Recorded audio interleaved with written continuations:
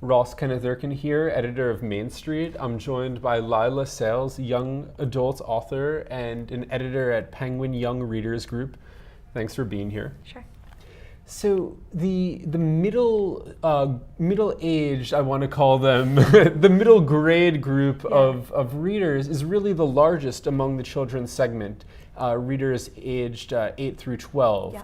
What are publishers doing to tap into the imaginations of that cohort? Yeah, it's a great group to publish for because they have a lot more time than high school kids do in order to read. Most of them have required reading in school, so they really read for fun a lot, probably more than any other sector of the American population does. So it's a great age group to write for. I think like series often do really well with them, right? Like, they obviously drove Harry Potter when that was coming out. Like, they're big Hunger Games fans. Hunger Games is a little old for them, and there's some violence, but you see some 10 and 11-year-old readers like really getting into that. The Wimpy Kids series is extraordinarily popular. Like, the 7th book in the series came out, I want to say like November or something like that, and has already sold something like 2 million copies. They love that series. So yeah. So what are publishers doing to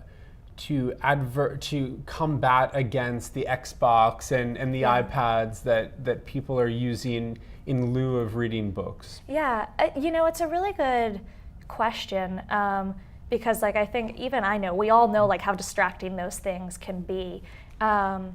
And I think a lot of it is, this is more from the parents than it is from the publishers, but giving kids either a book or an e-reading device that is specific to e-reading, because you and I already know if you're trying to read on an iPad or on a computer and then something else happens and it's so easy to just click away and start doing something else.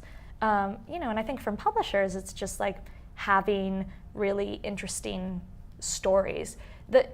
What they find, what I have heard at least in studies of kids, is that they are kind of omnivorous across media. So they will use the new Xbox, of course they will, and they are texting their friends, but they're also reading. It's not mutually exclusive. What specific insider recommendations do you have that may not be so popular among bestsellers in this age group? Sure. So one of my favorite books that's out, and actually I think this probably is a bestseller, but it's so good that I just need to recommend it again. It's called Wonder. It's by R.J. Palacio. It's so good. I think every 5th or 6th grader should have to read this book. I love it.